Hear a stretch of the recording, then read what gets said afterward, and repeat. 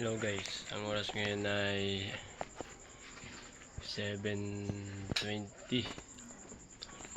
tayo ngayon guys ay nagkakape tayo guys. Ito yung kape dyan o. Wala pa naman, timpla ba ako.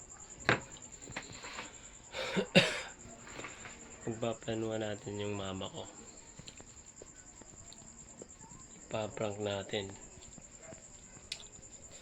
bukas na umaga.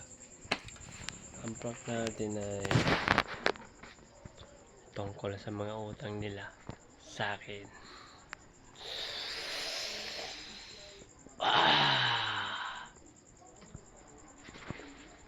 Maniningil tayo ng utang guys bukas na maga. Ngayon kasi hindi ko pwede silang yan prank. Sila mga pagod galing sa trabaho, baka pagod baka kung anong mabuhat at yung pa sa akin. So guys, see you later. Back to you guys.